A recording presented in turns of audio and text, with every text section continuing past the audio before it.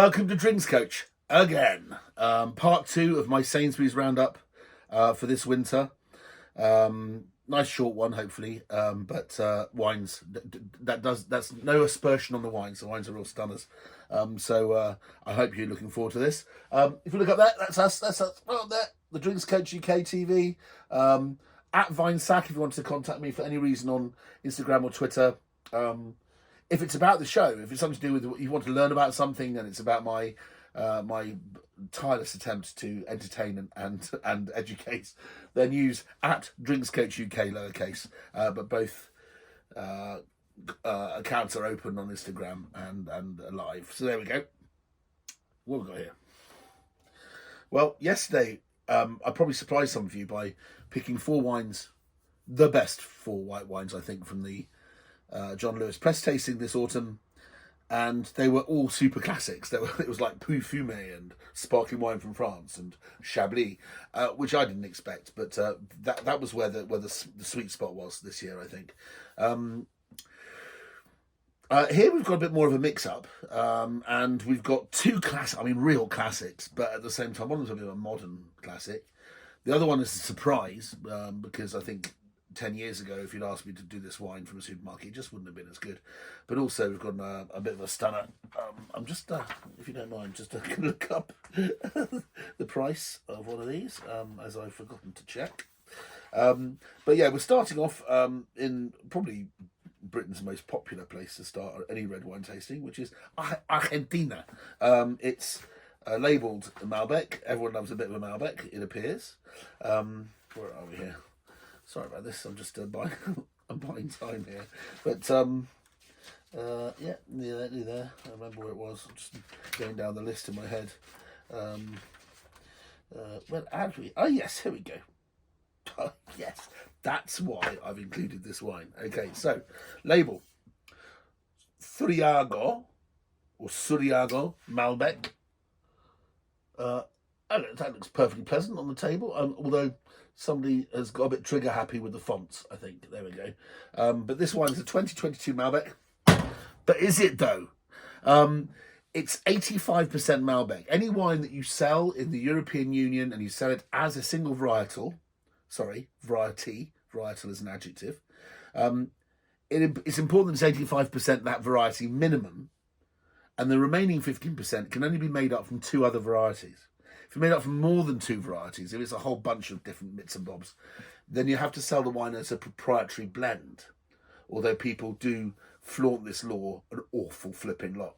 But this wine is on the margin of being legally sold as a Malbec, because it's 85% Malbec and it's 15% something else. And it's 50% a grape variety, which there's an awful lot of in Argentina. And from my understanding, might be worth a little cheeky Google hit this. The other grape variety, Bonarda, is a grape variety which is grown extensively across Mendoza in Argentina. It's also a grape variety that people know about from a place called Oltrepò Pavese, which is central North Italy. But they're not the same variety. I don't think they are. I think Bonarda, having tasted them hundreds of times, I don't see the connection. I don't see the connection DNA. But having said that, the vineyards in Argentina are so high up. You're so close to the sun. The grapes get so much riper that even a quite stalky, austere grape variety like Italian Bonarda might have a totally different personality if it goes to the sun and sits on a sun lounger all his life. So I don't know, but I'm pretty sure that Bonarda in Argentina is something else. Not only am I pretty sure about that, I also love Bonarda from Argentina. When I was a wine buyer at Waitrose, we're going back now 22 years ago I left. We made some Bonardas, and it's a really juicy, delicious, sun-kissed, quaffable, gluggable red. It's the kind of red that you want in a pitcher on the table when everyone's having spare ribs and barbecue and things like that. So this wine is 85%, it's 85% Malbec, which is a grape variety which, all intents and purposes, is one of what we call the Carmenet family. And the Carmenet family is a family of varieties which kind of spawned from one single variety, which was Cabernet Franc in Bordeaux, back in the 9th century. Charlemagne was alive when they planted Cabernet Franc in Bordeaux, I believe. And it's kind of just incestuously reproduced with itself, produced 20 other different varieties. so goes the incestuous family. So I like to call it the Habsburg Empire of grape varieties, the Cabernet varieties.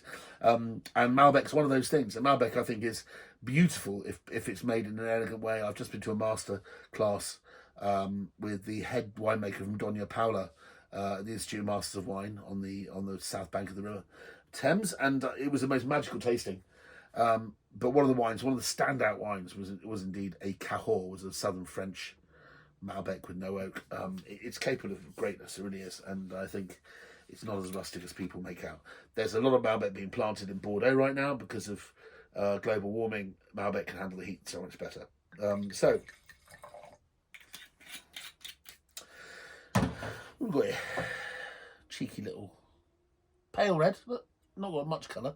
But it's not pallid. It's just the colour of quaffable red, right? So when I smell it, the first thing that hits me is the Malbec part, which is grape jam, kind of velvety, mulberry, soft fruits. But then the leafy, lifted characteristic of Bernardo sort of peeks his head out and goes, "I'm here too." Okay, but when you drink it, it's got a lovely herbiness like a young Bordeaux, but coated in this New World, juicy, soft, ripe tannin. I mean, you could literally drink that out of a pint glass. It's laughable how easy that is to drink. Bonus, £7. Taste, is it a taste difference? That's just the Sainsbury's wine. I didn't mean to say that. It's made by Vigna Argento, who are one of my favourite large producers in Italy, and they're capable of making some lovely wines. I've recommended Malbecs and Malbec Cab Franc blends. They do a very beautiful organic version, I think, sold at another supermarket for about a tenner. But in the interest of being faithful to this particular show, I shan't mention. I won't mention where they're from. Anyway, but this is, I think, £7, which is very, very hard to beat. This is the value red I tasted throughout all of the autumn tastings. There are a lot of cheap and expensive reds being sold at Majestic and Sainsbury, Sainsbury's, of course, Tesco. But they tend to be high in residual sugar, and that's a cheat. This wine is just fruit. This is just proper winemaking, and I think it's absolutely delicious. It's a banger. 13% alcohol, £7. £7. Now, after Rishi Sunak's little gift in the last budget, the alcohol escalator, or whatever it's called, can go in itself. But if you're short of a few bob and you can have a few people around for a party and you like drinking a glass of red in front of the rugby or the football, this is the fella. £7, bargain. Okay, now to more treaty wines from now on, but not for huge money. This is, I assume it's the taste of a difference, is it? No, again, it's just selected by our winemakers. Sainsbury's St Emilion. That's what it says on the front. Sainsbury St Emilion, 2021. There was this. Let's look at the vintages. 2014 was a very nice vintage, particularly on this side of the river, on the right bank, down the Dordogne. 2015 was very warm and lovely, also a very good vintage. I prefer the 14s to the 15s on the right bank, but there were some very good wines made. 2016, one of the great memorable vintages of my entire lifetime. Maybe it is the best red vintage in my lifetime on the right bank of Bordeaux. 17 wasn't shabby, it was okay, just dwarfed by the brilliance that came before it. 18, very mixed on the right bank, really rather good on the left bank. Then there was 19, super warm, brilliant vintage, maybe a bit too warm here. Then 2020, which is another mega vintage, very silky wines, again, very ripe. And then in 21, so 21's got in the same boat as 17 was, which is rather gazumped by these massively superstar vintages. And I think it's good because that means that hopefully 2021 Saint-Emilion, 2021 Pomerol, etc., will be affordable to me for the time being and for the foreseeable future, because these aren't the wines that people are collecting. Okay, so Saint-Emilion. Why did I pick this? This is £11, ladies and gentlemen. This is Saint-Emilion, which is one of the most famous wine names in the world. Saint-Emilion, being from the right bank of Bordeaux, is famously very high, typically high. Not always, there are exceptions to the rule. Typically high in Merlot, and this is probably about 85-90% Merlot. It's probably a little bit of Cabernet Franc as well. So if I look at that, it looks like claret. It's got a lovely, the patina being aged very nicely in oak barrels. It's got a polish to it, although it's not dark. It's got this attractive, varied patina. The colour at the edge is different to the colour in the centre. You only get this from some fine wines that have been aged in wood, things like Barolo or Bordeaux or Burgundy. They look more expensive, and this flipping looks expensive. So it looks more expensive than £11. I remember writing the words, "This has serious Emilion chops." I don't know what I meant by that, but I do know now. It smells, and I do have a bit of an eidetic memory, which does help. It smells like me sitting in the summer in the conservatory at L'Envers du Décor, one of my favourite restaurants, on top of Saint-Emilion in the sun. Maybe late on in autumn, maybe it's starting to get cold and the fires are lit and they're crackling. I've got my duck shepherd's pie, a classic at that restaurant, and I've got this leafy, poetic, lightly spiced, eminently drinkable, perfectly balanced wine, and I think that is 11 quid of anybody's money. If you like claret, which isn't particularly sweet, it's not big and ballsy, it's not all about jam and fruit flavours and big gobs of vanilla.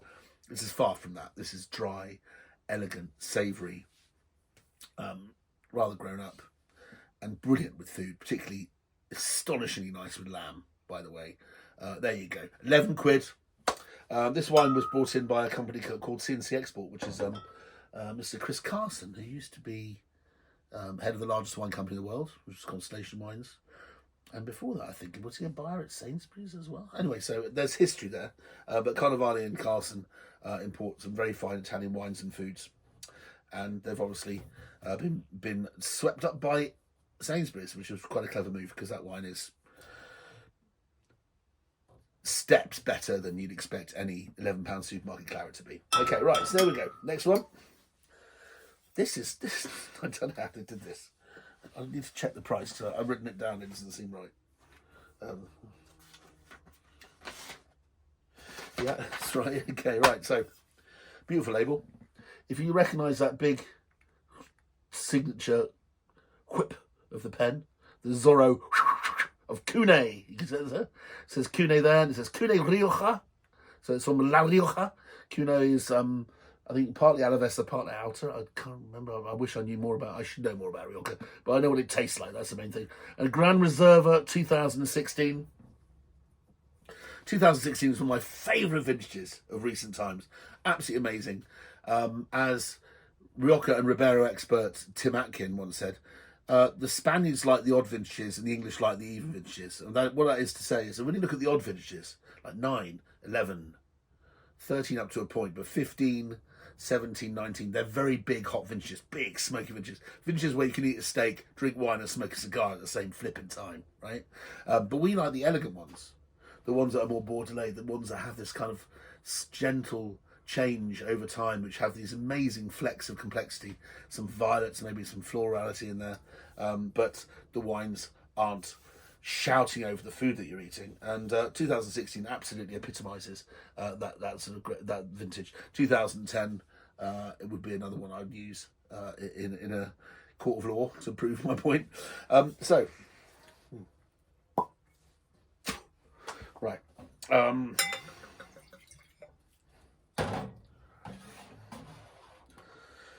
Where was I? Yeah, I was talking about Cune, wasn't I? Yeah, Cune. Cune stands for what? It stands for, I think it's a Campagna or company. Vinicola, notice that's a V. Norte Español. So it means the wine company, Northern Spanish Wine Company.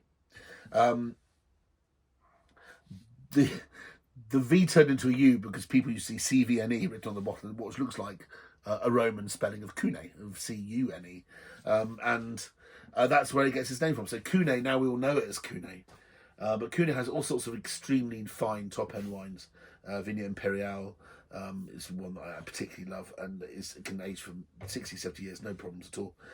So I'm not pretending that this is their best wine, because they're making it for Sainsbury's. Well, why wouldn't they make the best wine for Sainsbury's? Well, because their best wines are very expensive, and this one isn't. But it's Gran Reserva. Now, it's very important to explain what Gran Reserva means. To many people, the labelling system in Spain has thrown people off the scent about what makes wine good. Because you've got crianza, you've got joven, which means young. Rioja joven, which is a wine which usually is about 3 months old before it's bottled. It's like a Beaujolais fruity wine, no oak used, sin crianza. And then you have crianza, which is a wine that's been nursed. I think crianza means nursed. And any wine up to 12 months in wood, or 12 months before it's bottled, can only be called crianza. In order to be called Reserva, the wine has to have spent a year in bottle and a year in oak. So that's 2 years old. In order to be a Gran Reserva, it has to have spent 2 years in wood of sorts, I think, and 3 years in bottle, or a combination of the two. What's the point? Well, in the old days, when these things were decided, there was no stainless steel. There was no special storage facilities. So the wines they knew would keep the longest, they kept in barrels. And that's not going to go off. We'll sell that later. And it developed more and more complexity as it spent time in the wood. And it was only in really great years that those wines actually could handle being in those barrels for 5, 10, 15, 20 years. And then you buy it from the barrel and that's what you drink. So Gran Reserva doesn't necessarily mean best wine. It means older wine with lots more oak. So it's a style choice because many people pick their best grapes and put them into reservas. They spend a year in oak, sometimes less than a year in expensive new French barriques, and then in bottle after that. So it's quite confusing. Gran Reserva doesn't mean best. It means most prestigious. It probably means we think the stuff keeps the best or has the most longevity in it. And when you look at the colour of these wines, they are beautiful. Can you see that properly? I don't think we can. Oh, we can over here more. Look at that.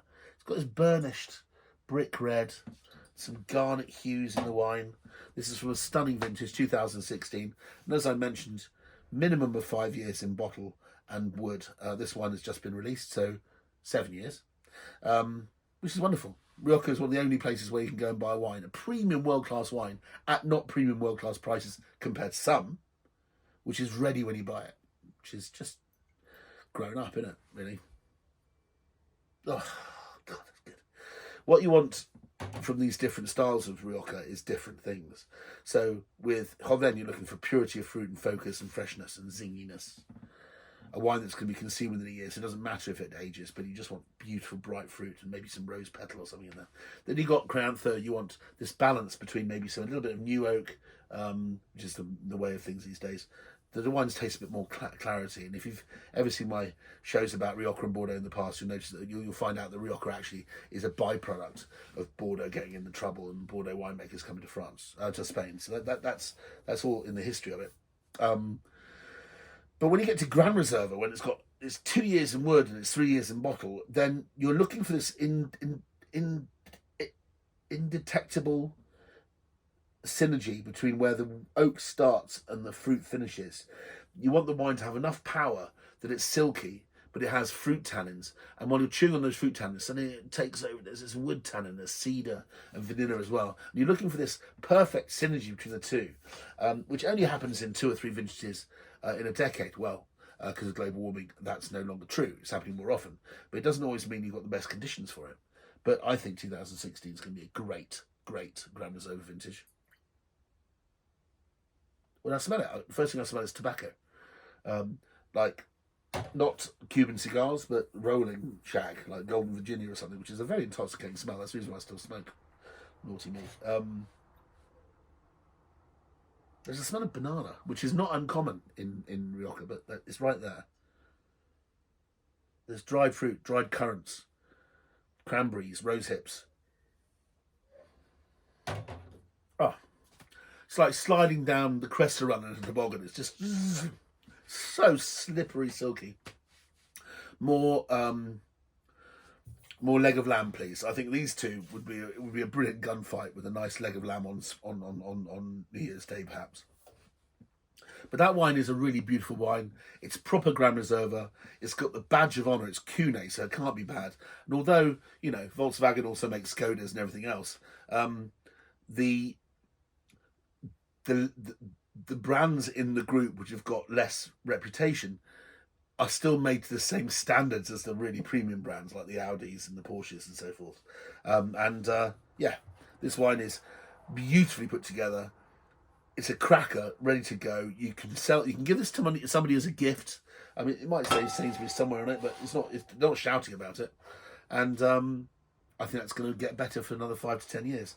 Fantastic. Now, a typical Gran Reserva would cost you about 25 to 30 quid. If it's really serious, north of 40. This one, 15 quid. 15 quid of your hard-earned winter money is going on a bottle of wine that deserves to have £15 spent on it. Fantastic. Okay. Last but not least, get my proper Glencairn glass out. Here we go. There's an absolute wizard out there called Mr. Richard Patterson, who works for Grant's. Was he at Burn Stewart's before? No, he wasn't. But Grant's, Burn Stewart's. And he's responsible for making probably the best inexpensive branded whiskey on the market, which is White and Mackay. He's responsible for brilliant malt whiskies such as Dalmore. He was the youngest ever master blender in the malt whiskey industry, and was put in charge of a distillery at 26 years old. Respect to the man. Look him up on YouTube. You'll find some very entertaining chats. He's incredibly engaging, very magnetic personality. But also, he's going around making all these supermarket malt whiskies, which are flipping delicious. Ironically, though, he's also the chair of all the competitions. So what he's doing is he's making these whiskies. Then he's going and working at the IWSC for the International Wine and Spirit Competition. He's seen these whiskies come back in. He recognises, oh, that's a gold medal, that. So you get these scores, these crazy scores of 96, 97 out of 100 for mid £20 supermarket whiskies and Co-op, Tesco's, Waitrose, Sainsbury's. Well, the reason for that is because he made them. Okay, but I'm sure that he's not thinking that way. He's much more honourable than that. But what he puts into his whiskey is love and passion, and if that comes back at you out of the glass, he recognises it and scores it accordingly. So here we have a whiskey which is. I suppose you could have had a better label there, but it's not a bad label, I don't think, is it? Nice mount in the background. Highland single Scotch whiskey. I think there's a space side as well, but this is the one that I got to taste. Rich and fruity, like fruitcake. It's proper malt whiskey, so it's 40% alcohol. Nice colour. Must be have some caramel on there, probably.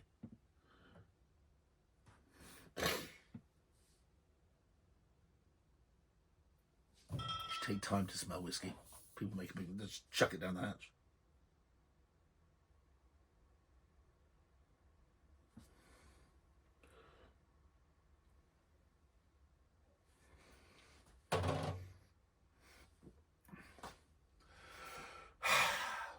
Me, a James Bond movie, pile of prezzies, fire on, lovely wife next to me, maybe a bit of Christmas cake, and a bottle of that, and I would be a very happy man this Christmas. 24 quid.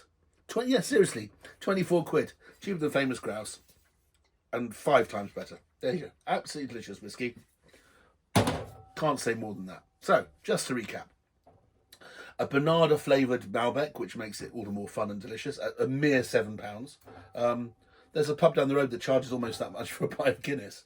And then we've got Saint Emilion, made properly. So this is a right bank Bordeaux, made from Merlot, maybe a bit of Cabernet Franc and Cab Sauv thrown in. And then we have a proper 7-year-old Gran Reserva Rioja for 15 flipping quid. What do you want, blood? See you next time.